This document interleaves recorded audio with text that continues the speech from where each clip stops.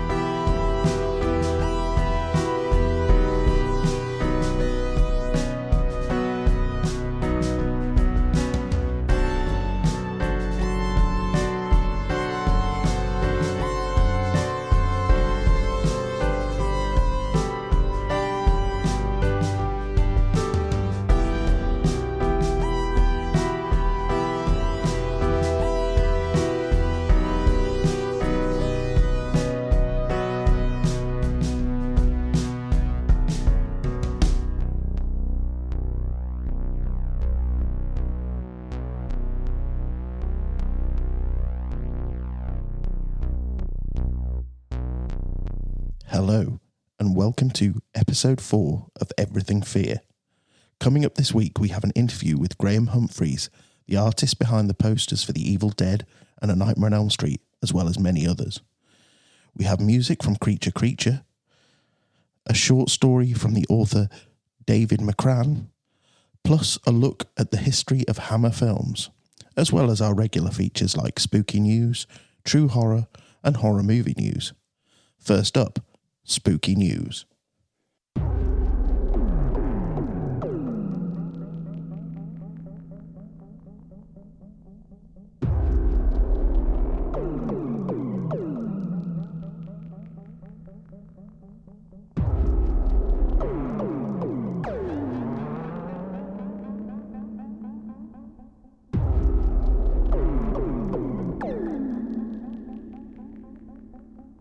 Spooky News is our look at all the weird and wonderful things happening in the world this week. First up, we have a story about a cemetery in Devon.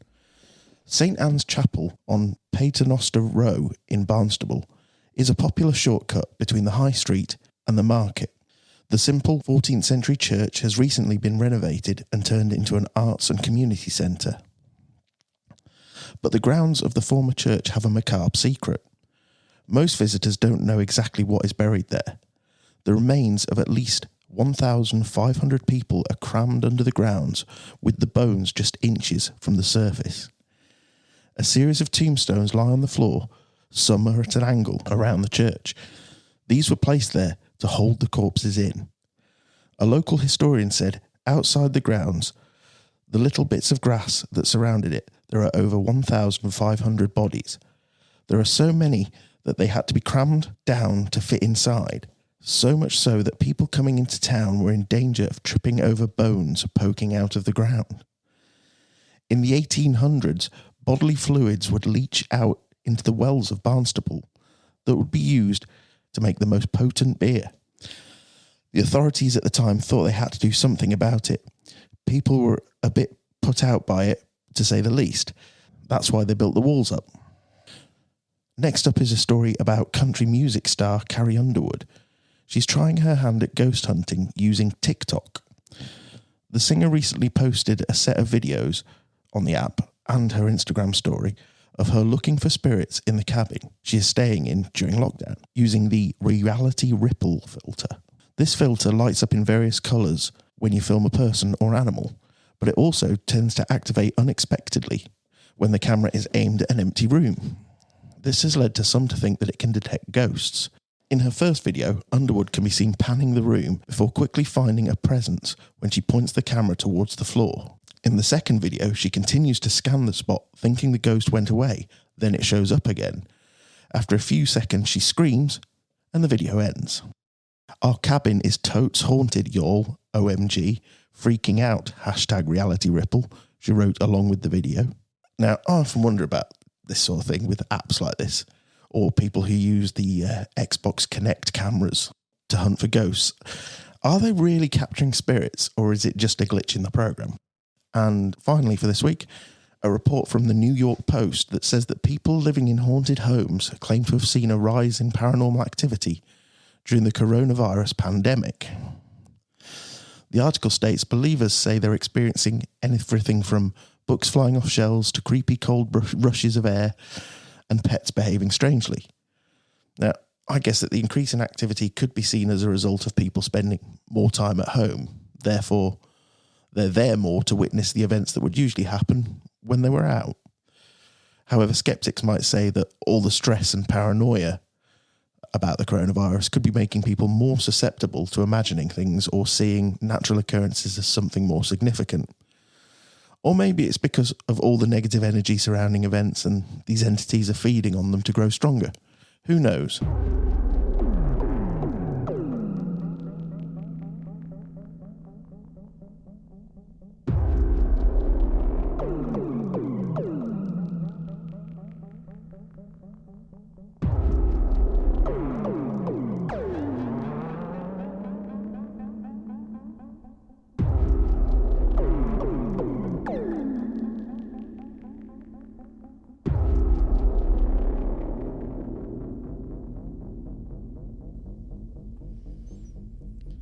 And now it's time for the first part of our interview with artist Graham Humphreys.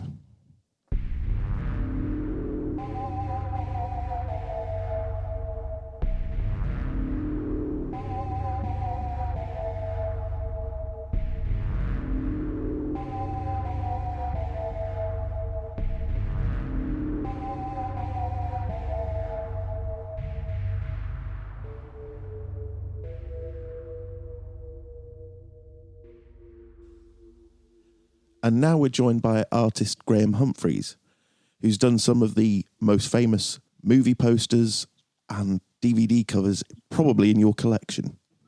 Good evening, Graham. Good evening. How are you? Very good, thank you.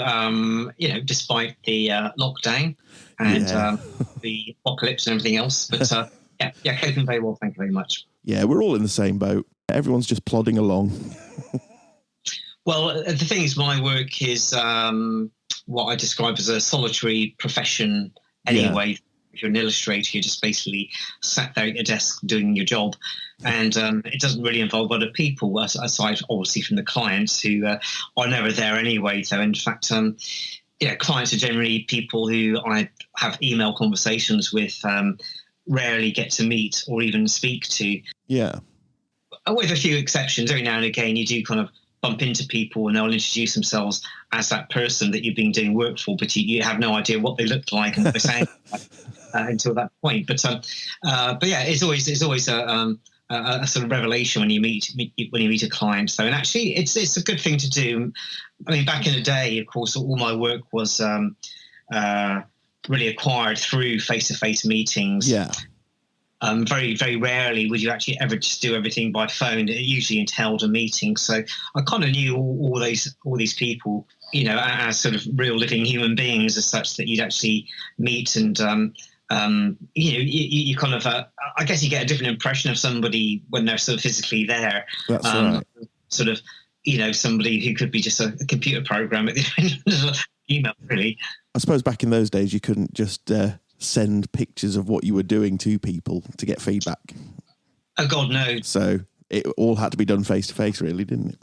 Yes, it did. Yeah, I mean, what you would do is sometimes just drop off stuff, visuals and things at a reception desk, or occasionally you might, if you're really busy, you would send stuff via a cab. Yeah. Of course, back in the 80s, cabs were very, very cheap. Yes. Not so much anymore. Well, it seems so to me anyway. So. Now, as I said, your work has graced the posters and covers of some of the greatest horror movies ever made. And you did work with Palace early on, didn't you? That's correct, yeah. How did you start working with Palace? In a way that I mostly started working with other people, which was simply you would go through magazines, you would look at the back of record covers, you would just look at film posters, just look for the company names, and then go through the yellow pages and find the people, get the phone number, just phone up people. You'd ask for the art director, usually of a magazine or art buyer at a film company, perhaps. Yeah. And that's how all that early work was found. And I had a friend who I was at art college with, and they were working for a design agency, quite a small design agency, who nevertheless had a very good reputation. And I used to pop into the offices quite a lot because I had a lot of time in the 1980, 81, 82, because literally I didn't really have much work. So I was constantly out there with my folio, trying to make appointments to see people. Yeah. And I between a couple of appointments, I dropped into the office, say hello to my mate, and I knew the guys who was working with at this point fairly well. So in those days, things were a lot more relaxed. I guess I think everything's so deadline driven now, and budgets are always fraught, and it's all these environments now are quite sort of tough ones. But then it was, as I say, it's a lot more relaxed. Anyway, it just turned out they had a new receptionist, and I was introduced to them, and they had a quick look at the work because they had an interest in I think they'd been an art director at one point elsewhere. But they mentioned this new company that had just started up called Palace Pictures, and I hadn't made the connection then between Palace and the Scala Cinema, which I had been to when it was still at Goode Street.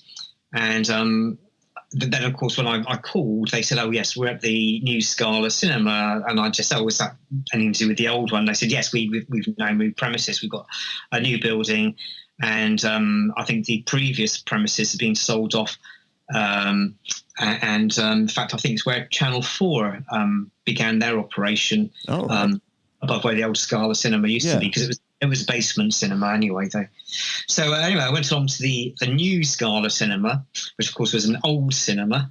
And in fact, the person I was going to meet was Steve Woolley, who of course I didn't know at this point, and it was a very new company. Yeah. And he was out actually on an appointment somewhere else. But I did meet, I think it was probably Paul Webster, who's now a producer, and a couple of the other members of staff. I have no recollection who they might have been. One might have been even Jane Giles, who's now a good friend. But I showed them the work and left them some colour photocopies. Yeah. And then about a week later, they got back and said, "We've got a film which you might be interested in working on," because obviously it was clear that I liked horror films. Yeah. And so on the basis of those couple of pieces, I left those little samples. I was called in to view The Evil Dead one afternoon. And they said, just go into the cinema. It will be open, i.e. nobody else was there. How secure is that? You just walk into a cinema, sit there, and then at the end you just walk out again. So that's what I did.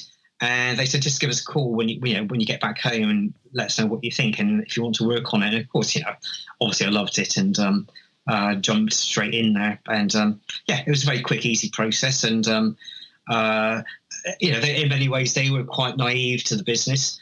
They knew their films. Yeah. Clearly, they'd been to a number of the film markets to pick up product as such for their theatrical distribution arm. And The Evil Dead happened to be the second film they'd actually slated for theatrical distribution. So it was a big deal to them.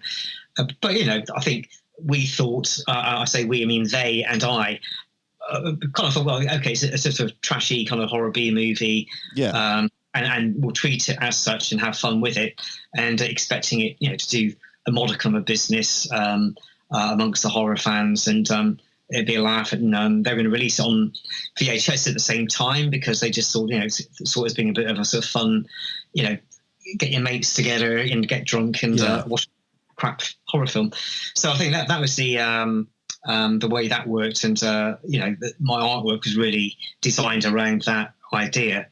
And it was just a surprise to us all, I think, that the film did such great business.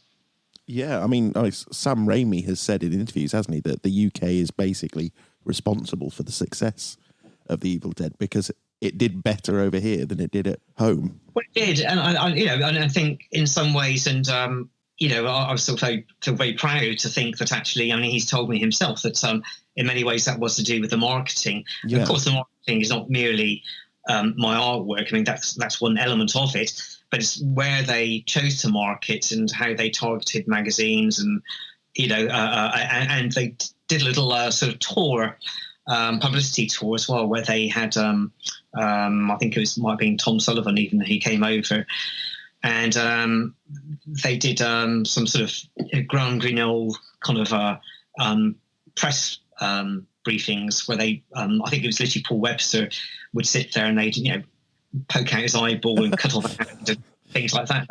So they knew what they were doing in terms of trashing it up and getting all the attention they needed. And I've always said that the other reason I think it really took off here was because of the type of people who were going to see it, because it tapped into the sort of music which was happening at the time, which was sort of post-punk kind of rockabilly, psychobilly kind of stuff, and it kind of really appealed to those people. And I was going to this club, the Batcave, at the time, which was, I guess, one of the first sort of gothic styled clubs, if you like. But the music was quite mixed. So they played a lot of glam rock and some sort of film soundtrack stuff. Obviously, some of the old punk rock and a lot of original rock and roll, and some of the new rockabilly stuff as well. But they always screened. They always had a projector in the background screening old, Universal horror movies and just sort of trashy stuff. And so you could see how easily that the Evil Dead would fit into that. In fact, I was speaking to people like Mark Morris, who of course runs Nucleus Films with Jake West. He used to go to the Batcave all the time, so we would have crossed paths but not known each other at that point. But he said he remembers when he saw the Evil Dead, first thing he did was like paint up his own Evil Dead T-shirt and wear it down to the Batcave. So I think that was part and parcel of the success of the Evil Dead. Yeah, it was the right thing at the right time. Exactly. In the right place here. Yeah. Yes, and for me especially, of course. Yeah. I mean, your artwork for that poster is fantastic. It was, when you look at all the other artwork that was around at the time, it's just so different and sums up the film perfectly. It's really sort of bold. Well, I think it made a difference that it was for Palace Pictures. Had it been for any other company, I suspect there would have been a lot more art direction going on. But no, they just gave me free rein, and I just did what I felt was right at the time for it. And I still have the artwork. I'm looking at it right now, sitting in a room in a small frame. But it's one piece that I've no intention of getting rid of, because I know that I owe my career to that one piece. Yeah, because I remember when I was at university, we had Richard Stanley come in and gave a talk, and he was telling us about the Palace and Scala days, and it just seemed like it was such a special time and place for creatives there. Well, it was. It was a very nurturing time, I think, for people like myself and for Richard, because, again, I think in many ways, even at that point when Richard was working on hardware for them, I think they were still, feeling their way, and, kind of still had this very independent outlook on things. I mean, Steve Woolley approached me about doing storyboard hardware, literally in a pub across the road from where Palace had their old offices in the George. So the George was somewhere where we would meet them quite often, because they were kind of mates as well, I guess. And so we were in there sort of having a few drinks, and Steve just mentioned, we got this filmmaker who's got this great script, and it's a sort of horror film, below budget, but he wants a storyboard artist to work with, and to so he can communicate his ideas. Yeah. And Steve said, do you fancy doing it? I said, well, I've never storyboarded before, so I don't know if I can actually do it, really. He said, well, of course you can. You can draw, can't you? And, it's just as simple as that for him. And he said, of course, we've got no money at all, so want me to do it for nothing, of course. But he said, I understand we might have to pay you a bit of money. I said, well, that'd be quite good if you could. I've got no money. So anyway, they arranged a meeting with Richard, and we got on really well. And in no small part because his favourite poster at that time was my poster for Creepers, the heavily cut version of Phenomena, of course. So he just thought it was one of the most intense posters he'd ever seen, and in fact had a visit from the police on account of that poster, I think, which. Really? There is a whole story about it anyway, but I don't think that's something you can ask Richard about at some other point. But yeah, so that was how that started, and again, as I say, a very nurturing environment for sort of young, aspiring, creative people. Yeah. Way in a business really, and that storyboarding job. I can't claim my work was great on that, but I think it allowed Richard to achieve what he needed, and of course we went on to storyboard Dust Devil and then The Island of Dr. Moreau as well. Yeah. And then after that, I did some more storyboarding for Richard on 2 projects which never saw the light of day, unfortunately, one of which was called Season of Soft Rains, which was set in a near future, sort of dystopian Wales setting. And he'd intended to do a remake of the Russian film Fee as well, which is an extraordinary film if you've ever seen it. Kind of influenced by Roger Corman, I believe. Has some extraordinary moments in it. Yeah. But Richard wanted to do an update of it with taking in some of the war stuff that was going on at the time. I think there were some terrible things going on in some parts of Eastern Europe at the time, and he just wanted to update the whole thing and just give it some sort of political dimension. Yeah. But keeping all the supernatural stuff, of course, as well. But it's a shame it never really found the funding. I think at the end of the Season of Soft Rains, it got quite close because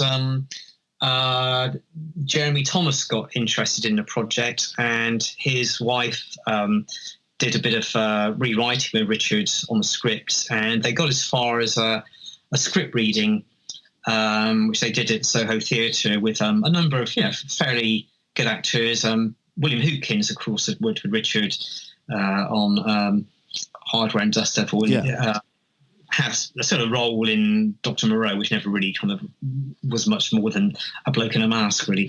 But he took one of the parts, and Martin Sheen read one of the pieces as well. So they had about 13, 14 actors on stage, and it read really well, I thought. Again, didn't find the money, didn't find funding. It's a shame when you think about all these projects that are lost forever. Yeah, we went to some of the locations in London, Nunhead Cemetery being one. There was a major scene set piece which was going to take place there. Some parts on the embankment near Parliament as well. So we did, a lot of photography with view to storyboarding stuff, and I did storyboard the sequence in Nunhead Cemetery. But it all looked very exciting. But as I say, never happened though. That's a shame. Although it's nice to see Richard back with the Colour Out of Space. Well, back with vengeance. I'm very glad to see as well, though. It's great somebody's taken a chance on him, and it's paid off, I think, for everybody. Yeah, and, definitely. It was almost one of those things when you heard about it, you thought, God, how badly can this possibly go? Because, remembering the whole Marlon Brando, Val Kilmer stuff with Dr. Moreau, you bring in a big star, and it's bound to go wrong. And unfortunately, it didn't at all. It went really, really well. They put on the fire, and Richard got a great performance out of Nicolas Cage. I mean, who's basically Nicolas Cage, let's face it, but doing it with such grace and energy as well. And it really comes across that it feels like it was obviously a happy shoot. Yeah, and I got that as well. Yeah. So, I'm just glad that it's out there. And, of course, Richard had been talking about making the film for about 3 or 4 years now, and we'd even discussed the possibility of, storyboards at some earlier point, and I just really didn't have the time to commit at that point. And it's a real shame. It would have been great to have worked on, but at the end of the day, I suspect, as many of these projects, it kind of happens that you get people involved, and you get the money men involved, and things start shifting around quite quickly, and so it can be a frustrating process. You can hear me sighing, so I'm saying. I can imagine it can be. Yeah. Now, you did my favourite poster for my favourite horror film, the Nightmare on Elm Street poster. Mm-hmm. And that, to me, is the best artwork for the entire series.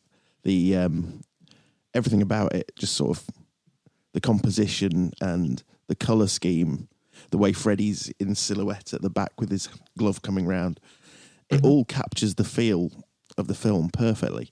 Do you always watch the films before you do the posters, or do you sometimes do it from stills? Or it would be a combination, and sometimes it's just stills.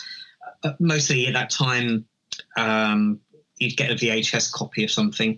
I had actually seen the film. They did a screening at the Scala Cinema, kind of test screening, I guess, though, and got people to fill in forums, and you had to state what your 3 favourite horror films were, and I guess it was their way of getting a press in, and a selection of punters and engaging what the audience would be, the ideal audience, and how to target the marketing and such like. And so at that point, I wasn't in the running to do any kind of poster for it. So when having watched the film, I realised it was a very different thing to most of the stuff I've been doing VHS covers for. I mean, it wasn't kind of B-movie by any stretch. It was obviously a very accomplished, polished film. And so I didn't expect to be working on it anyway. As it happened, I was working in a studio with some friends, and they were actually given the commission to do the poster by Palace, and obviously in discussions that had taken place, I think it was thought that actually an illustrated approach would be the best way to do it. Because then you didn't have to give anything away, and I guess there weren't probably moments that you could pick which would actually capture the whole film. No.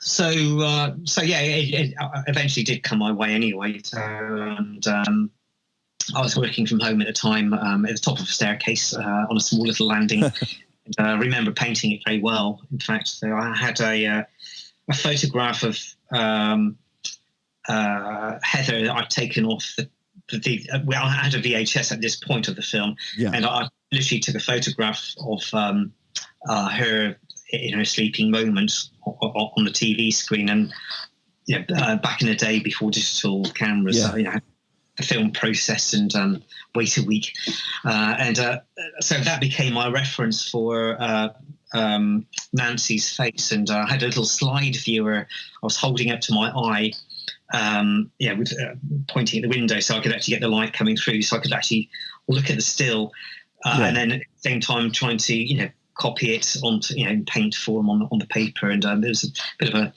a painful process, but we got there in the end. Yeah, I think it's just such a wonderful cover, and I always remember because it was on my first VHS copy of the film, and it's just that image has always stuck with me as being Nightmare on Elm Street. Well, it's an odd one, because I probably wouldn't have gone that route had it just come to me directly, and I was just asked to do whatever I wanted to do with it. There was a bit of direction, in as much that they didn't want to show Freddy. That much was understood anyway. Though, I mean, you try to avoid revealing your monster, I guess, in a poster. But I guess they knew they wanted this kind of very suburban setting. And although, you look at that street, it's not the street in a film at all. That street is lifted directly from a pre-production flyer, which just had a generic suburban street. Right. I think it was just like a stock shot or something like that. They're all like bungalows. But of course, the Elm Street in a film is full of very grand houses in that way that everybody in America seems to have in a horror film. Yeah, they do, don't they? Yes, they do, yeah. Yeah, where does all that space come from? I don't know. How do they fill it? I don't know. There's no 2 ups, 2 downs in horror films. No, their kitchens are always the entire footage of a large flat. It's just you think, God, you have so much space. Anyway, because I think that house went up for sale a few years ago, and it was like something like 5 million. It's really huge. Did it go to an enthusiast? Do we know? Not an Elm Street enthusiast?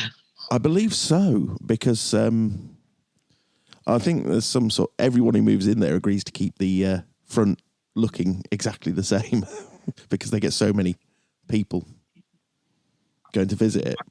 Yeah, I can imagine. But the inside looks very different now. Yeah, I don't know if they used the inside anyway, though. Did they? I mean, generally I'm not sure, because the photos I saw, the layout is the same. But right. But it may have been set recreations, I suppose. Yeah. It's always hard to know. I never know. I don't know what the budget was on the film. I guess by, a major studio standard, it's probably quite a low budget film. Yeah. So if you look at it now, you get that sense. Actually, it's quite low budget, and certainly there are no real known actors. I mean, Robert Englund, I think, was relatively unknown. I mean, he obviously worked in the horror genre, to an extent, in sort of quite minor kind of ways, but yeah, it was, and of course, you get Johnny Depp's first major role as well. Yeah, I suppose the most famous person in it is John Saxon. That's right. Yes, cool. Well, of course, yeah, absolutely. And so he would have been a draw on his own, I'd imagine.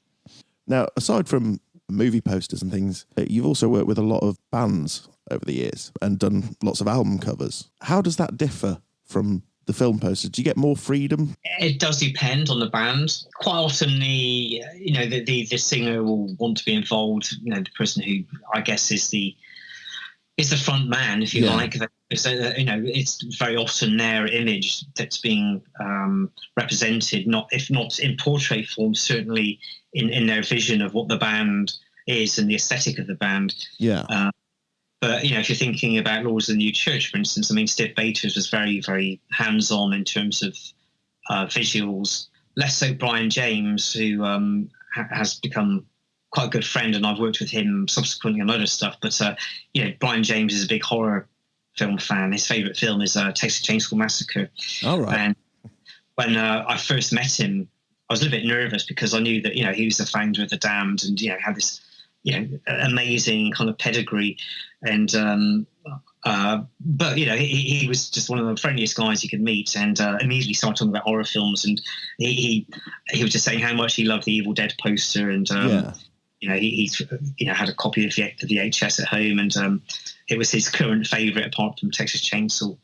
Steve Bators, on the other hand, although he loved horror films, I think his interest was more in the written word, shall we say. And, he was a big fan of Gore Vidal. Yeah. And, Gore Vidal's writings had a fairly substantial influence, I'd say, on a lot of the lyrics that Steve came up with. And, no direct lifts, but certainly some of the ideas and some of the imagery in some of the odder kind of books Gore Vidal wrote. I mean, Messiah is one. Culkey was a definite influence. Yeah, some of the lyrics. So it's interesting listening to him how he came up with ideas as opposed to Brian, whose visuals were more geared up to horror films. And clearly The Damned, being one of the a big clue there. Yeah. But Steve had very definite ideas, and he was interested in art as well, and but he was fixated with Salvador Dali at the time, and was very determined that the first album cover had a Salvador Dali-esque feel to it, and he had very strong ideas about the colours, the sort of dirty browns and such like. It was completely opposite to what I wanted to do with the cover. My personal approach would have been just to play up the sort of decadence of the band, and they had these photographs taken of them as sort of recreating a decadent banquet, if you like, though, with candelabras and All right. kind of all these food and wine laid out in silver platters and goblets, and lit with lots of greens and purples. I mean, really kind of quite beautiful photographs. And for me, that was just absolutely perfect, and that's what I was going to do. Yeah. But then, Steve was very adamant about what he wanted, and of course, it was his band, and had to take his direction. Yeah.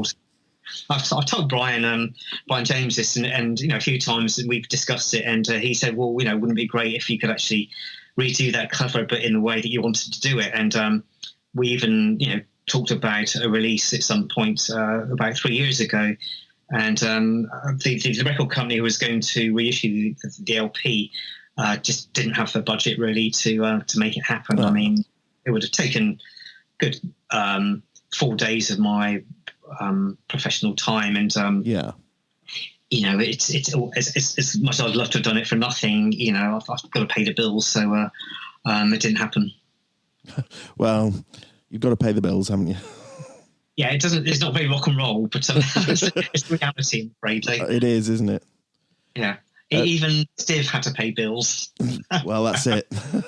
Quite often legal ones, I suspect as well.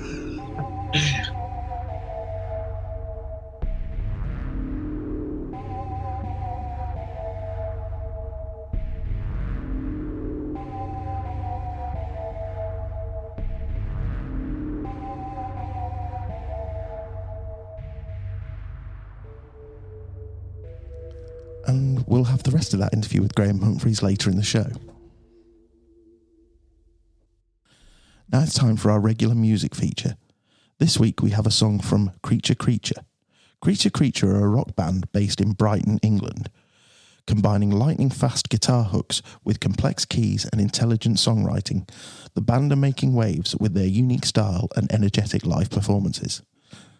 After meeting Tommy Gleeson of Feeder when they played at Beautiful Days Festival in Devon, the band asked if he'd be interested in producing their debut album. Once he listened to their demo, Gleeson was extremely keen, and in the summer of 2019 hit the studio to record Creature Creature's first album. The debut album, Two Finger Tantrum, will be released worldwide on the 10th of July. This song is called Video Nasty. The song takes its inspiration from the films which went on to become known as the Video Nasties of the 1980s. But from the standpoint that people don't turn bad because of the influence of TV, films and music, there has to be some demons present within them in one form or another for such entertainment to have a negative effect. So please, enjoy Creature Creature with Video Nasty.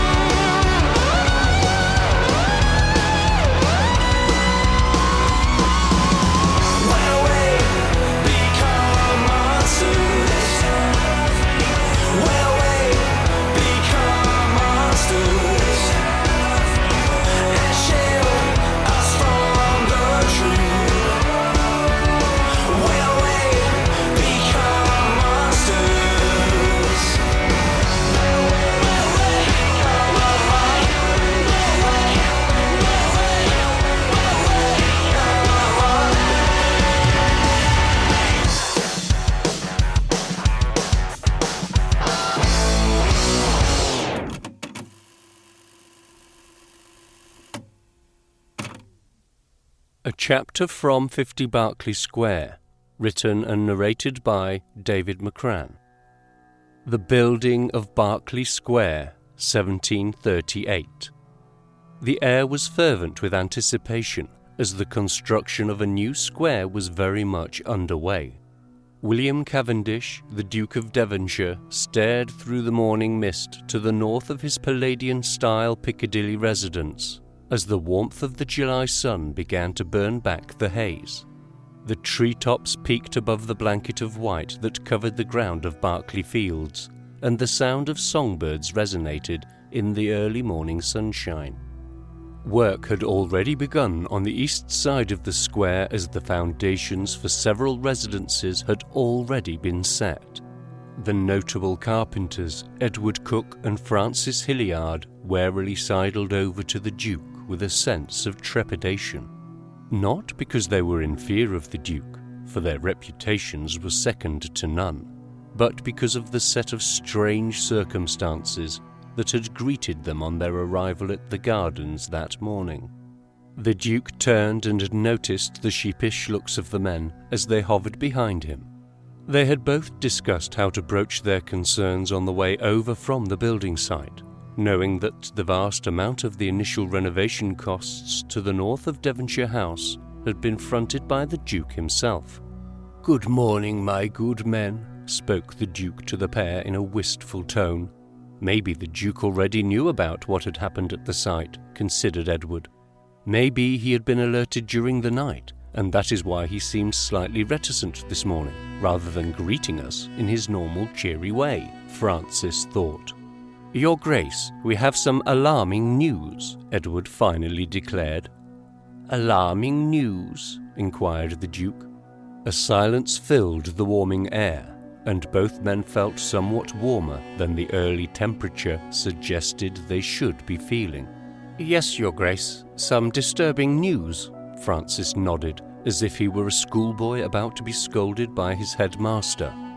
"It seems the night watchmen have disappeared, and that most of the support structures and scaffolds have been demolished." The Duke looked down at the ground, then back out across the now thinning mist with a gaunt, blank expression, and he gave a deep sigh, speaking in a soft, fateful voice. "I did not sleep well last night, my friends. I had the most frightful of night terrors, and I fear that whatever you have to tell me on this day will not surprise me. Yet the anticipation of what you must say also drives a dreaded fear into my heart. For in my nightmare, and I must confess, I saw what happened to these men." Both Francis and Edward stood in shock. A grave chill ascended their spines and froze their skulls. They had not been prepared for a revelation such as this. The joiners had merely concluded, and were going to state, that the watchman had left the building site, probably to go drinking, and having become drunk, passed out and had failed to return this morning. Therefore, the reprobates were most definitely lying in a gutter somewhere, as they might well deserve. The Duke's words confused the thinking of both men. With great hesitation, Edward stole forward and placed his hand gently on the Duke's shoulder, an action which was wholly questionable for anyone of his social standing to do under any circumstance, despite the sentiment. However, Edward felt that the Duke was evidently in a state of contrition. "Your Grace, what do you mean by this?" inquired Edward. The Duke stared out across the gardens, and without a suggestion of the Duke's typical air of British resolve, tears began to roll down his face. The Duke was a proud and stout reflection of the British political notoriety, and an esteemed member of the Privy Council. He was truly a man of robust strength and dignity, even if he had on occasions demonstrated a softer side to his disposition.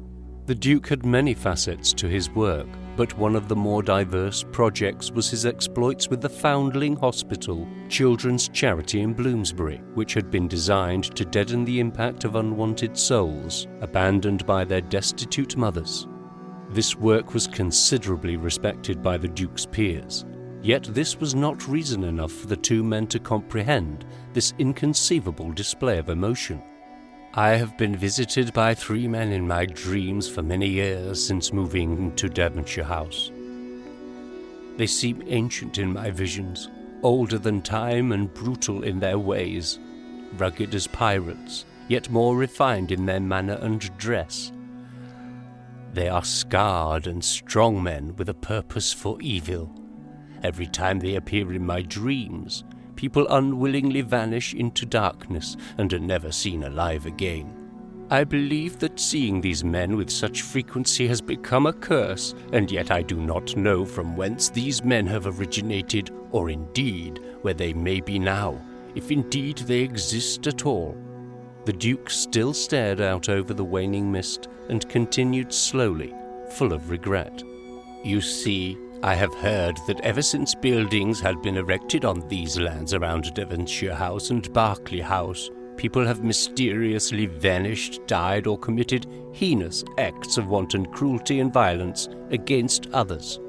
Despite this, there have been no persons of decent reputation who have managed to put a stop to these undesirable deeds, for no one has fathomed out why these atrocities occur or for what reason anyone would perpetrate such demonic acts.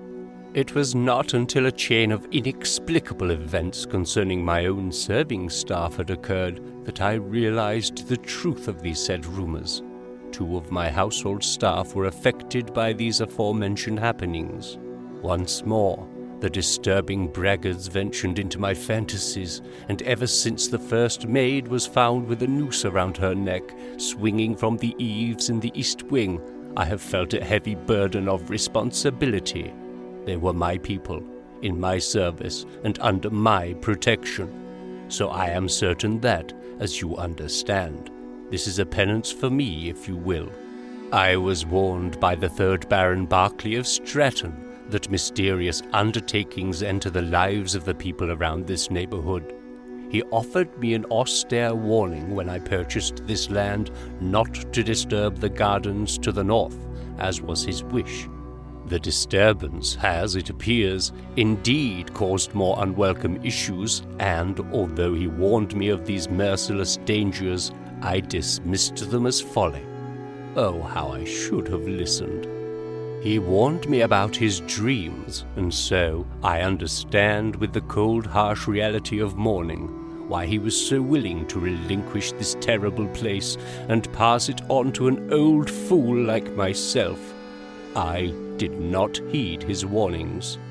Edward and Francis stared agog, listening to the Duke's words, feeling no swell of emotion apart from utter shock and surprise, until the Duke turned and looked at them both directly in their eyes. The men saw the depth of his sorrow and regret. He was a broken man. Cock and Hilliard stood unable and unwilling to comprehend the Duke's incredible fantasies. The fact still remained that the watchman would be found later in the day and soundly flogged.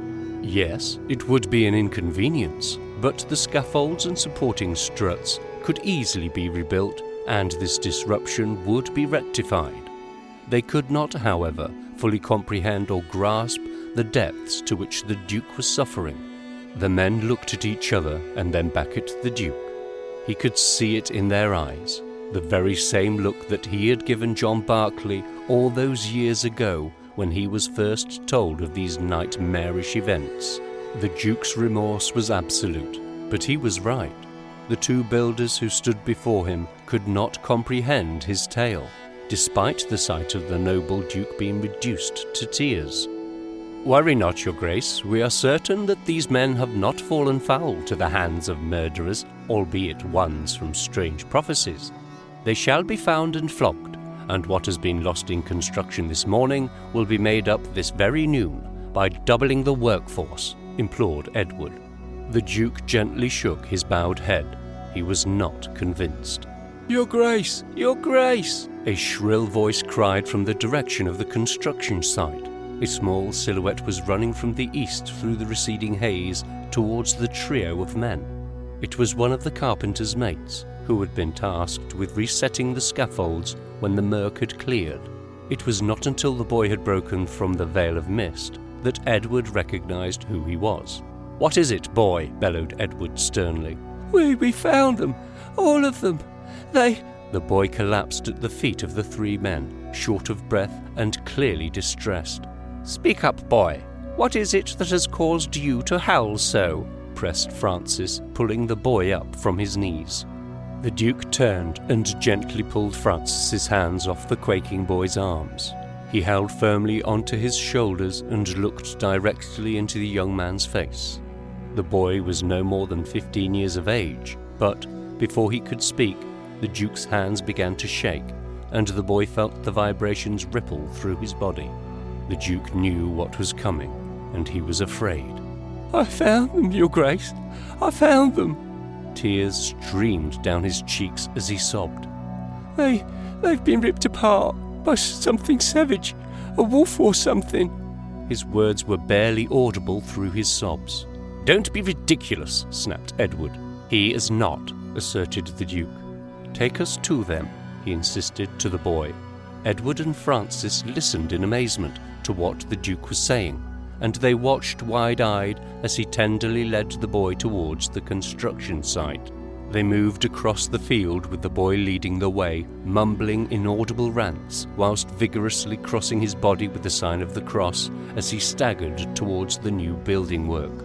The Duke looked resplendent in his pastel blue silk justacorps, which was unbuttoned to reveal his frilled shirt and cravat hanging loosely around his neck like a randomly placed napkin. The coat was lavishly festooned with a fine golden silk decorative leaf design, which shimmered as the rising sun fingered the threading of silk woven into his tunic.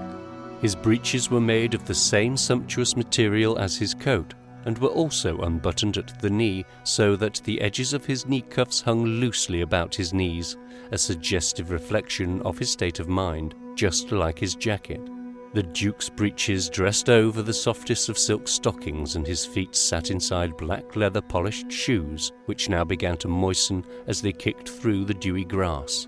The silver-set buckles sparkled in the wetness as the shoe leather began to succumb to the heaviness of the dew, and it began to leak through the leather, dampening his silk stockings and soaking his feet. He did not care for the discomfort of his feet. His only concern was for the boy and the description of the massacre that he had seen. He had described a sight that no man should ever have to witness, and the Duke wholeheartedly believed that no human of the boy's age should ever have to see such things. The two carpenters followed behind, dressed in their plain black dress coats and pants, with woolen stockings, fitting for the nature of their job, and held in their hands their tricorn hats, as a gesture of courtesy and respect. It was not long before they reached the area where the boy had claimed to have found the 7 watchmen. A large rectangular hole opened up in the ground before them, which was the site for preparations for the foundations of the next building, where swirls of mist spun and circled from wall to wall of the cavity. Each of the men stared into the ghostly mist, mesmerized. "There!" squealed the boy, pointing into the pit. A gust of breeze fell into the void, further agitating the vortex, and, with a disturbing sucking sound, it drew every last particle of the spiraling precipitation out of the death hole. There they were, each and every one of the 7 watchmen, ripped to pieces. "Good God!" cried Edward. Francis turned away and retched, spewing up his breakfast onto the bank of mud that had been dug out of the cavity. The Duke stood and stared hard at the massacred bodies. The boy was right. They've been slashed to death by some ravenous wolf," spluttered Edward. "No, they have not," said the Duke in a ghastly tone. "They have torn each other to pieces." "Do not speak of such things, Your Grace. What man could do this to another, and then to another in turn?"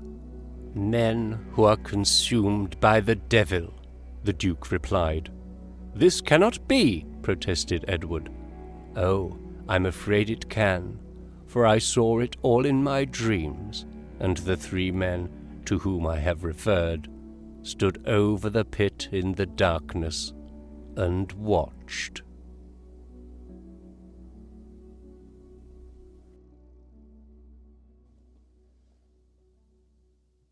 And now it's time for the second part of our interview with artist Graham Humphreys.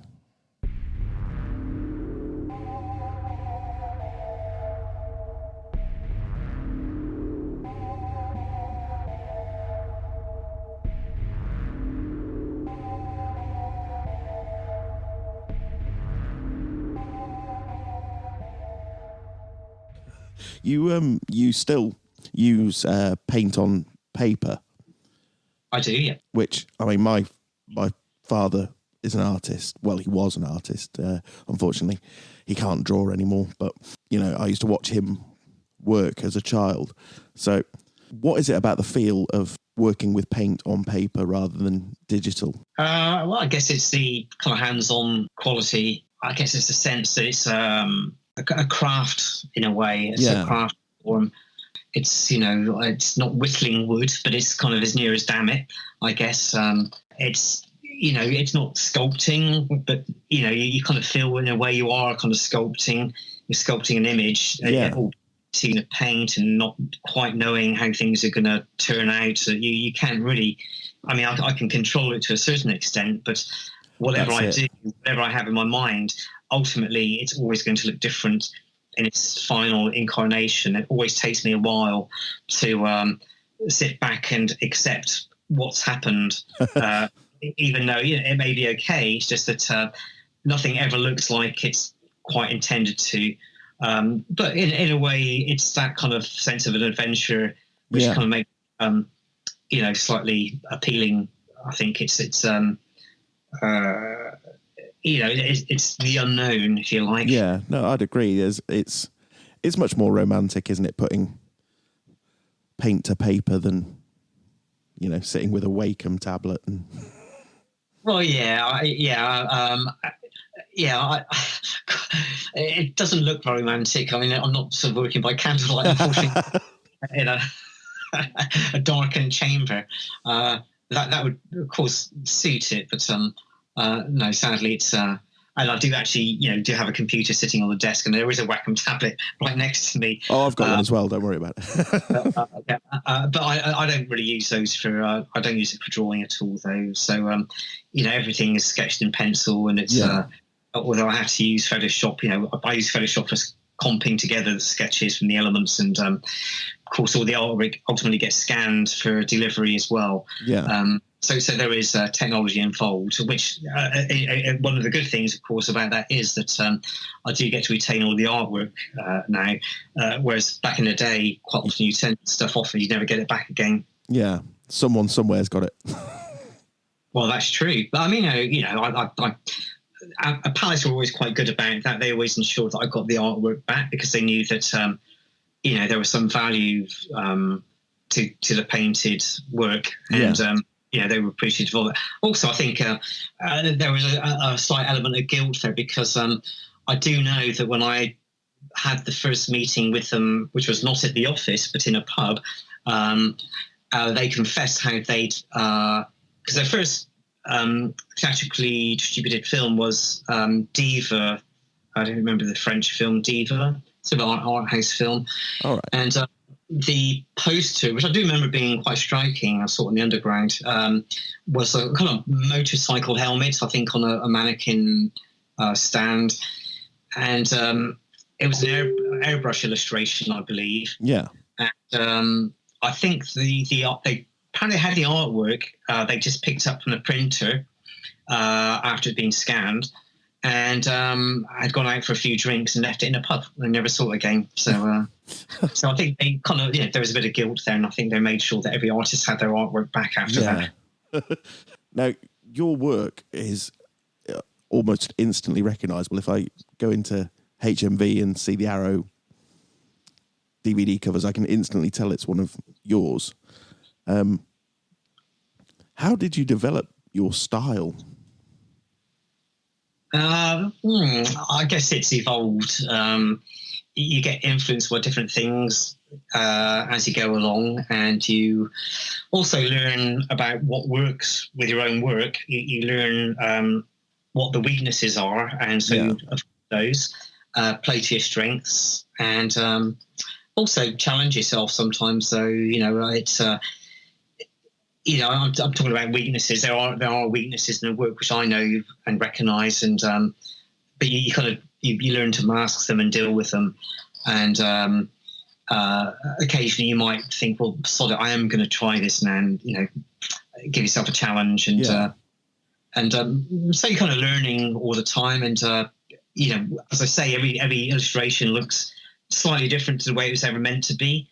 But I learn from that each time as well, that I know that, okay, things aren't going to look exactly the same as I want them to be in my head, but you know how to steer things in a direction whereby the results will actually be,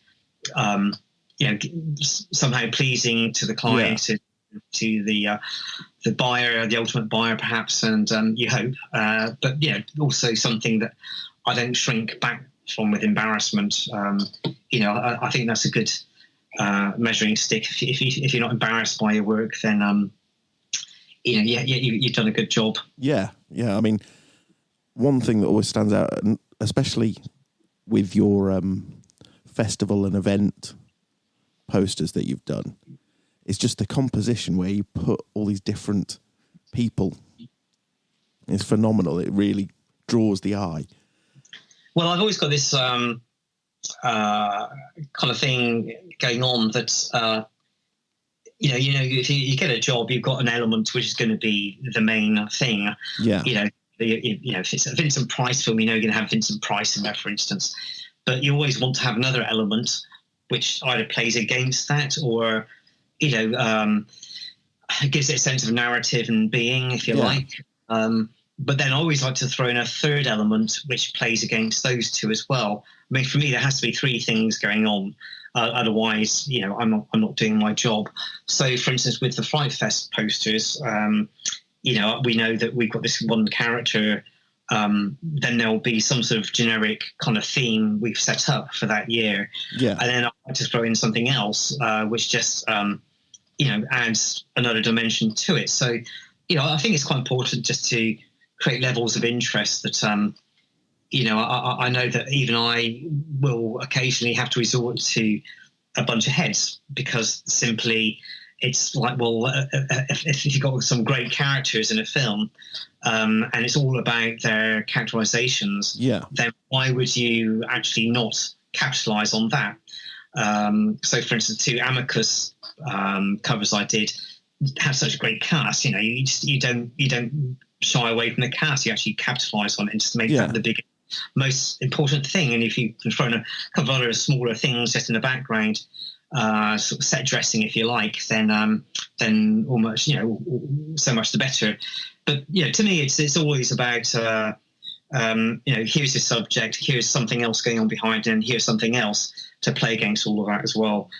So for me, it's really a sort of a puzzle, if you like, in a way that has to be solved. Yeah. How long does it take you to do one of your pieces? I mean, obviously, I know it must vary from piece to piece, but generally speaking. Well, you could say, how long does the client give me?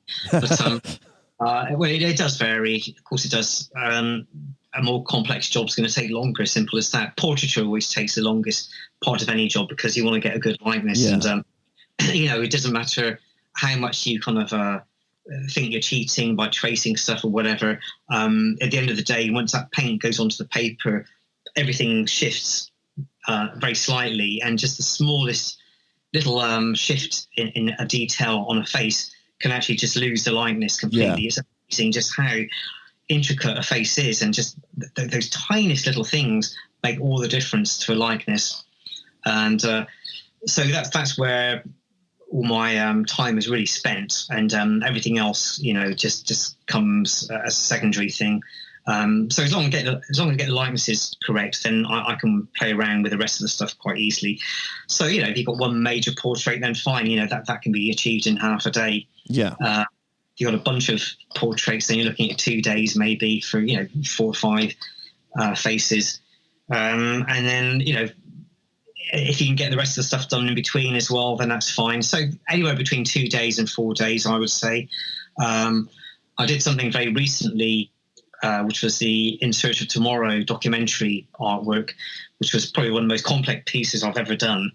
Representing a whole number of films in there with different characters. Yeah. And that was probably a good week's work, and that was really going at it. And I did 3 10-hour days on that in a stretch, and plus some other days as well. So that was probably the most intense piece of work I've ever done. But generally speaking, 2 to 4 days. Yeah. Well, that's really impressive that you can get these things done that. Well, I wouldn't ask for another thing otherwise, so as simple as that. I mean, if I spent a month on a job, then I'd be paid for that job, but that job's not going to, feed me and pay. Well, yeah. I guess you have to learn to be quick. Well, you do. And you learn the hard way eventually, because you learn that you're not going to be earning a living. I won't be eating this month. I also have to qualify that slightly, that one of the things I did learn very early on is that you can overwork a job. You lose the freshness on a piece of work quite rapidly. Once you start going back and going back and going back again, you actually will lose the overall texture of a job. Yeah. And I remember being told a couple of times, well, it's great, but it's overworked. And trying to get that balance between knowing a job's complete and yet not being tempted to go back into it to actually make it, to add more detail, for instance. Yeah. For me, once all the information is there and it's working, you don't do any more, or you just leave it at that moment. Otherwise, it's tempting just to go back, and you can actually ruin something completely. Yeah. That's the same with music. It is, yeah. And, I've always seen the work I do as a sort of parallel to music, absolutely. And I regard it as creating music in a way. You keep going and going and going, and eventually you lose what made it exactly good to start with. We all recognise an overproduced record and hate them. Yeah, that's right. If there was one film that you could have done a poster for, what would it have been that you didn't get the chance to do? I mean, if you're talking about films that were released whilst I was working and might have come my way, I really can't think of anything off the top of my head, because that would be so many films anyway. Yeah. Though, I don't recall anything where I've really felt I lost out on that one, because I don't tend to view the work that way, really. I see it as being very much, if you get a job at all, then you're lucky. And I regarded every job I got as being, fortuitous. Yeah. And never took it for granted how that work came to my desk. But I guess when I look back, I don't look back at the career I've had. I look back at films that were released before I had a career, and I think wouldn't it have been great to have done that poster. Yeah. And as things are moving at the moment, I'm doing a lot more private commissions, which are really, reimagining a poster for a great film. Yeah. And it's no coincidence, really, that most of those films tend to have been in the 1980s. But aside from that, they're obviously kind of the old Universal horror classics, and of course, my favourite are the old Hammer films. Yeah, I love Hammer. So, over the few years, I've been working on new posters for some of those older films. And, I did the old Dark House for Eureka a couple of years back, and that's just great to do because, one thing about an older film is that the faces you're going to be painting are going to be full of character, and you get these great character actors with gnarly, wrinkled faces. Yeah. And, there's just so much going on in there in a face, as opposed to, the trouble with newer films is you tend to get very beautiful people who need beautiful, and, there's very little character going on, and you don't need to paint in many flaws. Oh, exactly. You remove them, Yeah. I did I mean, one of those rare instances where I did an illustrated poster a couple of years back. I probably shouldn't even mention the name of it, but oh hell, I will. Mindhorn. We did an alternative illustrated poster for Mindhorn, and one of the things was that because it was for a sort of a fairly major studio or certainly distributor, they were quite careful about how the likenesses looked and such like. And as an illustrator, it's my insistence that I get the best possible reference, clearly. Yeah. Deliver the best possible likeness. And they had a photo shoot being set up, and so they had really fantastic reference, really crisp, sharp, beautiful photographs, well lit, and everything you could possibly want. And I said, also obviously we know that actors get approval on their shots, and so my point was, okay, we've got some great photographs. Please ensure that these are approved shots before I paint them, because once I've painted it, that's it, that's done. Yeah. And there isn't room for manoeuvre unless I'm painting it all over again, which you don't want me to do because you're going to be paying the fee twice. So that was all understood, and I delivered my artwork, and they said great.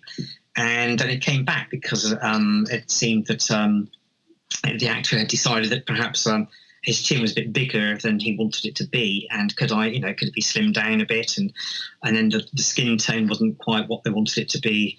And I was, well, we've been through this process already. These are the approved shots. This is what it looks like, and I just delivered exactly what you wanted.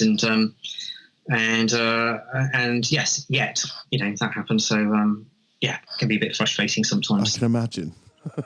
So it must be nice to do the old films. Yeah, so give somebody dead. It's a much better death. Yeah, they don't complain. Yeah. I mean, with Arrow and Eureka and things like that, you are doing quite a few of these older films at the moment. Well, yeah, they are popping up, and that's a good thing for me. And also because they're sort of popular eras with people, and I know that if the client's happy for me to reproduce the artwork in print form, then I know that there'll be a number of people out there who will happily buy prints. It's not necessarily because of my work, but it's because of the subject matter, and it's good all around, basically. Yeah, because I was talking to Gary Smart the other day from Dead Mouse Productions, and because you did the Leviathan cover, didn't you? I did, yes. I mean, that's a masterpiece, that image. It's better than any of the Hellraiser covers. Oh, thank you very much. I mean, you do quite a lot of work like that as well, don't you? Documentaries and... Well, I have done. There have been a couple that Gary's wanted me to do, and I just literally not had the time to do them. It's frustrating. You have to, you get a schedule of work, and trying to fit stuff in isn't always easy. And, being brutal, sometimes you have to work according to budgets as well. So if, job's paying quite well, you're going to give that your attention, because that's going to be paying, the bills down the line. Well, obviously, yeah. If your time is given over to stuff doesn't have that kind of a sort of budget which can allow you to give it all your all, if you like, though, then you're not earning money at the end of the day. So if I can get in enough work, which is paying good money to accommodate those smaller jobs, lower budget jobs, if you like, then I will always do them, because I think I should, partly because it's helping other people out, and partly because, of course, it's another way of spreading my own work around, that you're not just tied to one type of client. And I think that's quite important, that I do try to do different types of work for different people, and I think it's important to help younger filmmakers when you can as well, though. So, but I can do it, I do, but I can't always do it. As simple as that, though. No, because you do go to conventions as well, don't you? I do. Yeah, I enjoy the conventions. In fact, I find they're quite important things to do. It's something that's only been happening in the last 5-6 years, really. But for me, it's important to get to speak to people, the people who actually buy the work that you're doing, and get their feedback. And again, it's where I learn what the strengths are and the weaknesses are, and it means I'm better informed when I do my work now that I know, certain things will appeal, some things won't. And, if somebody, you hope that people are honest in their opinions, and they will tell you if they don't like something. Yeah. And, I want to hear that because I know that, something's not working there, and I need to know what it is that's not working so that I can avoid that pitfall on a future job. Because, pleasing clients is one thing, but also, I'm doing it for, I'm a sort of fan myself. I want to buy stuff that looks good. And so, I'm trying to think of the people who are looking along those shelves or just looking online and what would appeal. And so it's, you're kind of thinking about the end buyer mostly. Yeah. The client kind of gets in the way of that sometimes. Yeah, that's it, perhaps. Yeah. I say that, but one hopes that the client has a good idea of in terms of marketing of what's going to sell or not. I mean, they obviously do their own market research. They know what they get plenty of feedback anyway. I mean, people tell them if they think it's not good, and they'll be quite brutal about it as well. So you strive to do what you can within the budget and within the time, and you can't always make it work. And there are many factors that are involved in a job whereby things may not go according to plan, and it's literally things like as I say, it may be the client's needs. It could be reference issues as well. Quite often I'm doing screen grabs from films as my reference. And, for me, it's important, especially if you're working on an older title, to try and find fresh angles and fresh images rather than just using the stock stills that everybody's seen and, knows really well. Yeah. So that doesn't mean sitting in front of a film and, going through it several times and just trying to just identify those great little moments. Those one shot sort of thing. Yeah, exactly. And it is. You're going backwards and forwards and taking loads of photographs. If it's a Blu-ray, I have to do that because there's no way of doing screen grabs. DVDs, I can do screen grabs. That's not a problem so much. Vimeos, I can freeze frame and get fairly decent grabs from those as well.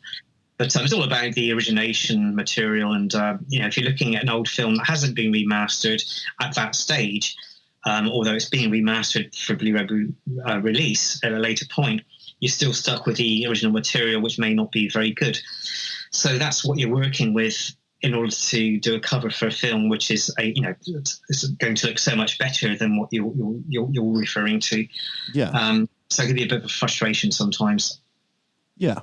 I mean, through talking to the consumers, the fans, shall we say, at conventions, is there one piece that is like the firm fan favourite? Yeah, I guess there are a few. I judge that in terms of, what prints tend to sell more than others. And I think, Nightmare on Elm Street and Evil Dead have always been popular images, I think, for people, probably simply because, a lot of those people are younger than me, and it's probably some of the first major horror images they've been exposed to. So it has, part in it. It's part of their sort of formative years, if you like. So I think it's probably revisiting favourite films, fans' favourites, if you like them, and things like the Orchid did for Halloween has gone down very well. The Thing. Yeah. American Werewolf in London seemed to have been quite a popular one. The recent Dawn of the Dead piece I did went down really well. So it's you learn what's working, what isn't, and of course you do find that certain pieces are the ones that are going to stand out. Yeah, that's quite often down to the film, of course, as well. It's not necessarily my work. Because people have a lot of love for certain films. Well, yeah. So as long as you're respectful to that film, then people will respond to that as much as anything else. Yeah, so. I mean, I think that's what I feel about your work, is it is very respectful and always very fitting for the film. Yeah, I think it's about you have to recognise what the strengths are in a film and avoid the cliches if you can. It's not always easy to do that, but as I mentioned before, always looking for a new angle on something and trying to see something in a film that hasn't been spotted before, which actually somehow adds weight to the film, although it's always been in a subliminal kind of way. But actually identifying what those things are that do that. Yeah. If you can sort of tap into that, then I think you've got a good formula. Yes, definitely. I have 3 questions that I ask every guest on the show, so I'm going to move on to those. Okay. What is next for Graham Humphreys? What, in life, after death, or it's a big question. You mean in terms of work? Yes. Yeah, because I'm not going to be taking on another career. What can I talk about? I mean, I obviously understand that any commercial work is confidential. Yeah. For a number of reasons, but however, if it's a private commission, it's not an issue, and that's always discussed in advance with the client anyway. Though, but yeah, I'm working on a poster for Jaws for a private commission. I've got Jaws, Ash versus Evil. I'm doing for somebody at the moment. Oh, right.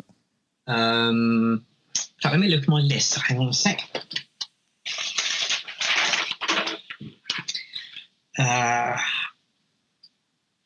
I've got a commission for Doctor Sleep. Oh, right.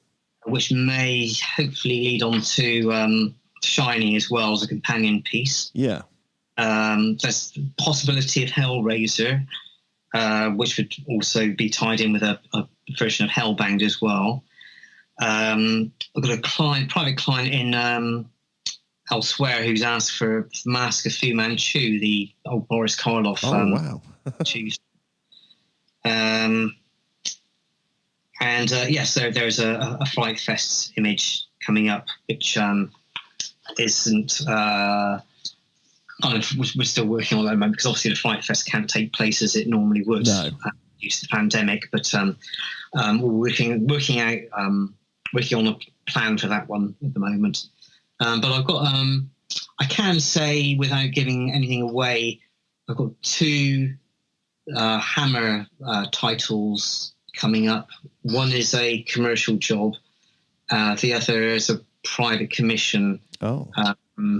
But yeah, they're two of my favourites. So I'm quite excited about those. Awesome. I love Hammer. My favourite Hammer film is The Devil Rides Out. Well, it's a good one. Yes, I can understand. Well, what's great about the film is that there are no little laughter asides, which quite often Hammer would throw in. You always get a sort of comedy mortician moment, whether it's Roy Hudd or somebody like chucked in for comedic value.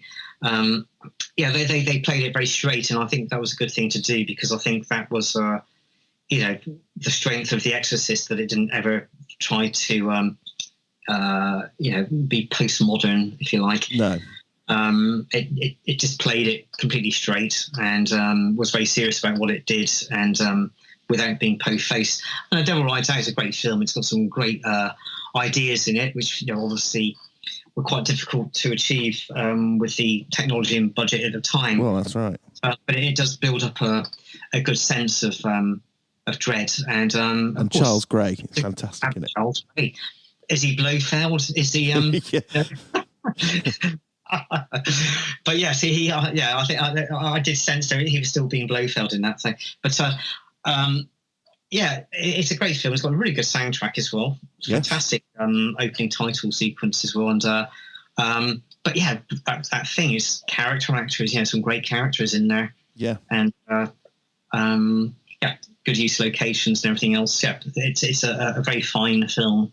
Definitely. Okay, next question. On this channel, we also do true horror stories. So have you ever had any spooky experiences, Graham? If you're talking about the supernatural, then I would say no, probably, because despite the work I do, I'm not really a believer in the supernatural. As much as I'd like to think stuff is out there, I suspect it's probably not. And my view would be, I would take the scientist's point of view that if, I'm quite interested in the idea of parallel worlds and, quantum.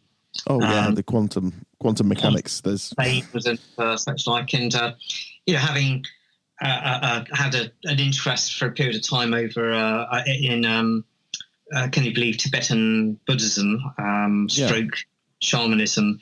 Some of the concepts that I've identified there seem to correlate with the idea of quantum. Definitely, yeah. Quantum physics, but the idea of infinite worlds and infinite, moments. It's very interesting, and it's good not to dwell on it too much, because it is quite mind blowing when you think about it, and the mind can't really kind of you need to find a box to put things in sometimes, and it's not easy to do it with certain subjects. So. I guess it's down to symbolism and stuff. And I think, what I did see with the Tibetan Buddhist thing is that, they pretty much played things with symbols and, the very simple visual concepts. And when you can contain things in that kind of way, then it's easier just to, sort of, put a handle on things, if you like.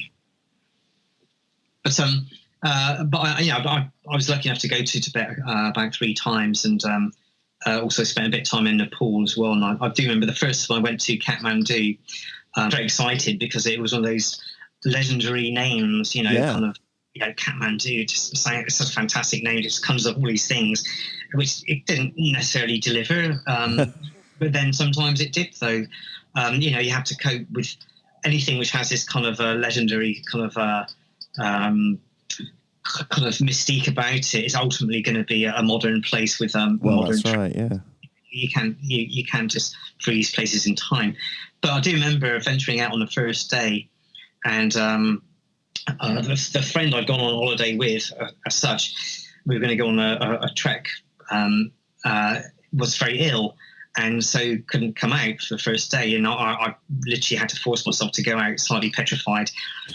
And into this kind of slightly medieval environment, I have to say that time, talking about the sort of, I guess, late 1980s, probably before it really become a sort of very modern city. It's still, lit by candles in the evenings and such like. But I do remember going past what was clearly a monastery, and just glancing through the gateway, and there was a funeral pyre that just been built, and there was a monk laid out on the top, and they were just literally lighting the fire, and to I presume the reason for it was to help facilitate or expedite the consummation of consumed by flames, if you like. They were hammering in a piece of pipe into the mouth, and with great difficulty. And it could have, might as well have just been hammering a stake into a heart almost. So it could have had that look about it, though, and it was quite an alarming kind of thing to see. Well, I moved swiftly on, but I think that'd count as a spooky experience. Yeah, I guess so. But yeah, we did on that trek. We went to not quite to Everest Base Camp, but it's that kind of area. Yeah, we weren't intending to do that, but we did go to a little monastery which boasted its own Yeti relic, a Yeti sculp and a Yeti hand. I've read about them, subsequently since, and I think the sculp is essentially probably mountain goat, and the hand is such as it's essentially a sort of a monkey skeleton hand, have to go to wire. But I do have a photograph of myself somewhere with with the sculpt and the Yeti hand. I'm looking at it right now. Funnily enough, for some reason the top that I'm wearing, somebody did point out, it looks like a sort of surgeon's gown. Oh, right. So an odd picture. It's a mad scientist. Yeah, exactly. And final question, what is your favourite horror movie? Oh, that's a difficult one, isn't it, though? Do people actually generally quickly come up with their favourite? No. Well, a couple of people have, but they're people who obviously just have one film that... Obsession, yeah. Well, I don't have an obsession with any particular film, to be quite honest. And if you were to ask me the same question next week, you get different answers. So yeah, I'm exactly the same. I would... part of me says I should decline to answer, but then that's cheating. So at this particular moment in time, I will probably say, and I have said it before, Hammer's The Lost Continent. Oh, right. Only because I love the bizarre opening sequence of contemporary setting, and then suddenly the Spanish Inquisition. It is quite a crazy film, that one. It is, yes. Man-eating kelp monsters, as the poster promises. Well, you can't go wrong with that, can you, really? No, not at all. Well, thank you very much for joining us, Graham. My pleasure. And please stay safe, and I will hopefully talk to you again in the future. Well, I hope so too. Thank you very much. Thank you. Bye. Bye.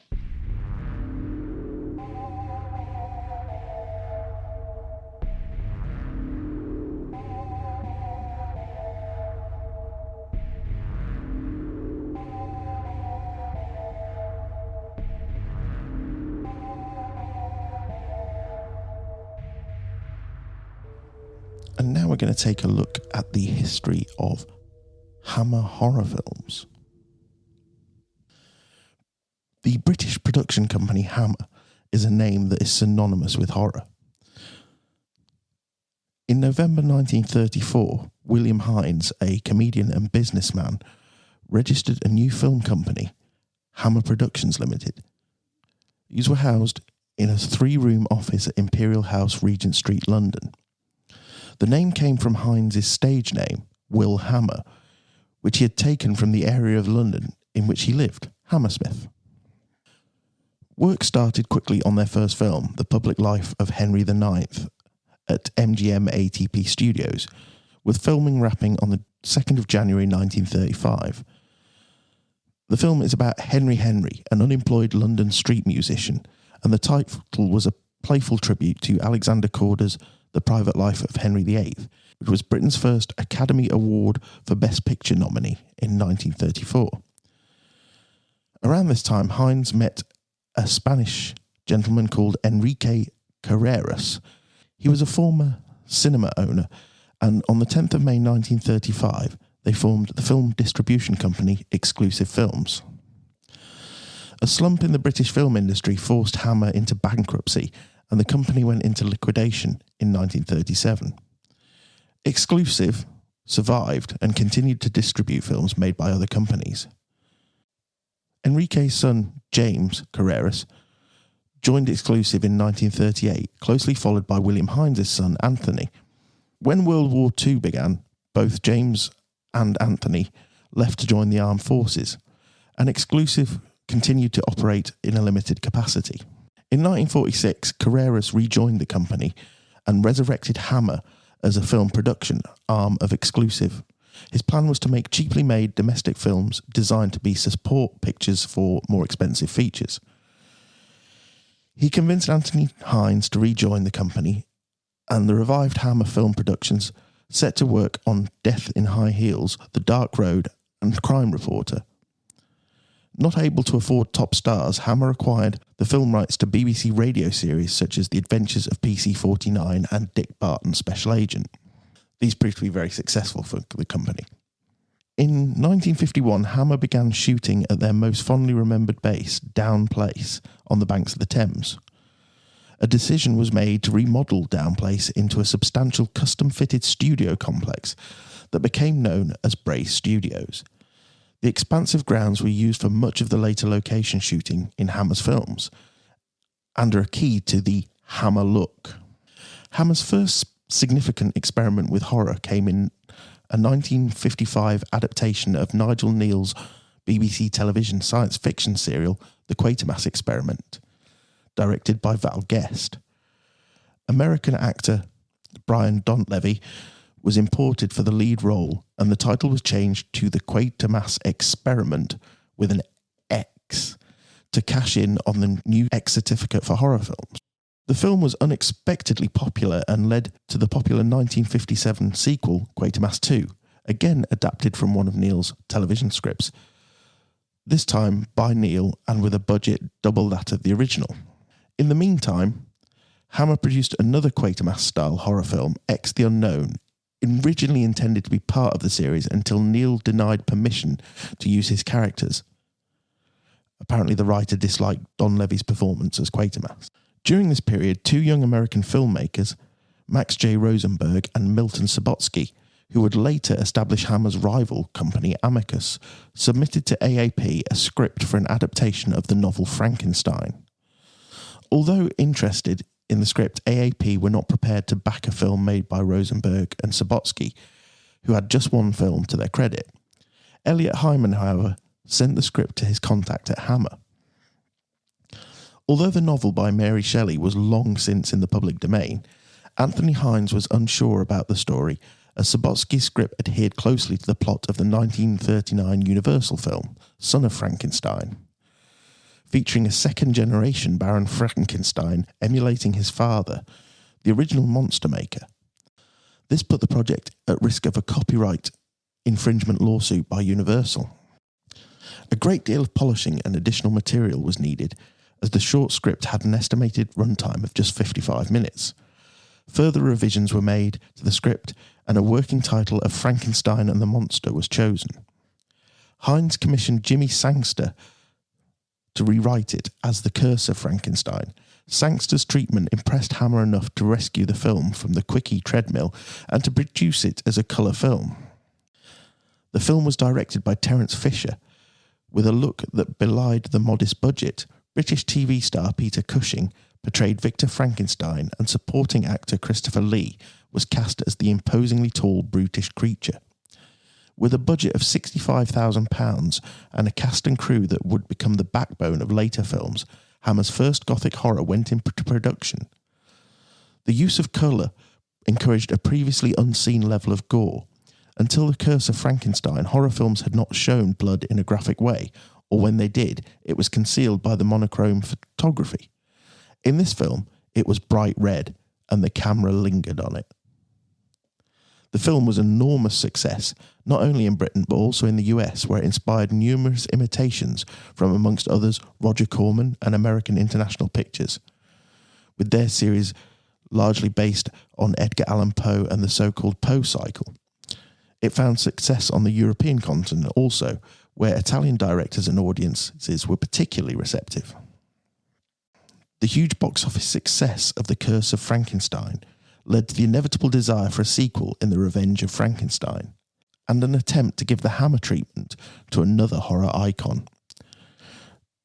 Dracula began principal photography on the 11th of November 1957. Peter Cushing again had top billing, this time as Dr. Van Helsing, while Christopher Lee starred as Count Dracula, with direction from Terence Fisher and set design by Bernard Robinson that was radically different from the Universal adaptation. It was so radical, in fact, that Hammer executives considered paying him off and finding another designer. Dracula was an enormous success, breaking box office records in the UK, the United States, where it was released as Horror of Dracula, Canada, and across the world. What followed from here was a long series of horror films featuring Frankenstein, Dracula, and other classic monsters such as the Mummy and the Wolfman. Notably, the studio also adapted Dennis Wheatley's novel The Devil Rides Out in 1968. The studio continued making its roster of horror movies through the 70s, but they eventually began to feel stale and tame. Dracula was reduced to just turning up in the films and scaring people with no dialogue. This led to Christopher Lee giving up the role. Hammer Films had always sold in part on their violent and sexual content. After the release of films like Bonnie and Clyde and The Wild Bunch, the audiences were increasingly able to see more explicit gore and more expertly staged in relatively mainstream films, such as Night of the Living Dead. Hammer tried to compete as far as possible. Frankenstein and the Monster from Hell, for example, features a scene where the Baron treads on a discarded human brain. But they realised quickly that if they could not be as gory as the new American productions, they could follow a trend in the European films of the time and play up the sexual content of their films. This, of course, led to films such as Twins of Evil and Vampire Lovers, the Carl Miller films. Hammer Films had some commercial success with atypical output during this time. Film versions of several British TV comedies, most notably the ITV show On the Buses, was made by Hammer in 1971. The spin-off was Hammer's biggest domestic earner of the 1970s and was popular enough to produce two sequels, Mutiny on the Buses in 72 and Holiday on the Buses in 73. Seeing Hammer return to their pre-horror practice of adopting television and radio properties for the cinema, as they had done with PC-49 and Dick Barton. In the latter part of the 1970s, Hammer made fewer and fewer films, and attempts were made to break away from the unfashionable gothic horror films on which the studio had built its reputation. Hammer's last production in 1979 was a remake of Hitchcock's 1938 thriller The Lady Vanishes, starring Elliot Gould and Sybil Shepherd. In 2007, the company was once more resurrected and made a couple of new projects, one being the hugely successful Woman in Black. Since then, though, there has been very little news from the world of Hammer. However, like its most famous monster and suavest vampire, this company has a habit of not staying dead.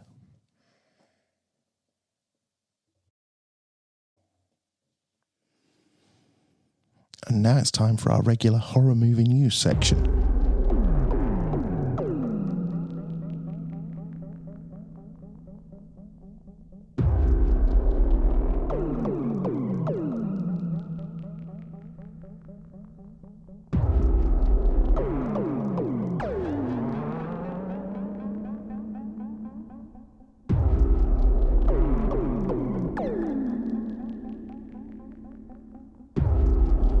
First up is the news that South Korean horror movie Gonjiam Haunted Asylum, released in 2018, is the next Korean film to be getting a Hollywood remake.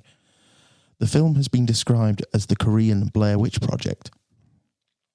Directed by Young Bum-sik, Gonjiam is about an online reality show which gathers a group of youngsters to explore the abandoned Gonjiam Asylum, where the hospital director was alleged to have disappeared after murdering all his patients. The film earned $20 million worldwide on a $2.2 million budget, making it the second highest grossing horror movie in South Korea after A Tale of Two Sisters, which was of course also remade by Hollywood as The Uninvited. Next up is the news that IFC has released the first clip from new horror film The Rental. This movie is the directorial debut of Dave Franco and stars his wife Alison Brie. The guest star Dan Stevens and Sheila Vand, who plays one of cinema's most underrated vampires in A Girl Walks Home Alone at Night, of course. The plot centres around a murder in an Airbnb on the Oregon coast.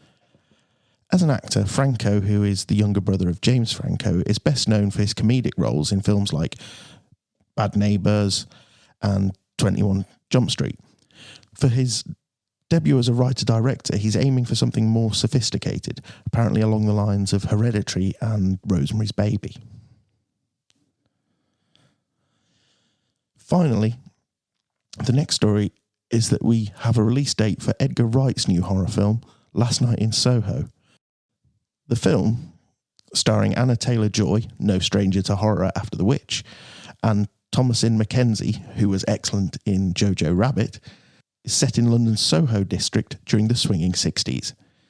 In an interview recently, Taylor-Joy said, "Not to say too much about the movie, but when I watch bits of it back in ADR or whatever, I am disturbed. It's very claustrophobic. The colours are so intense.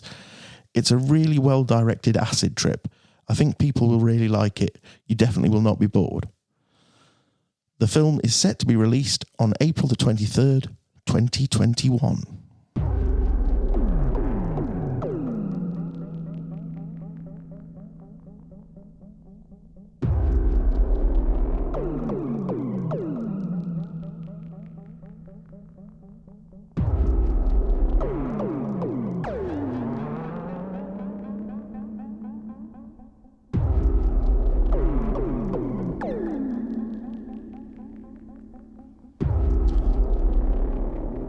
Thank you very much for joining us for episode 4 of Everything Fear.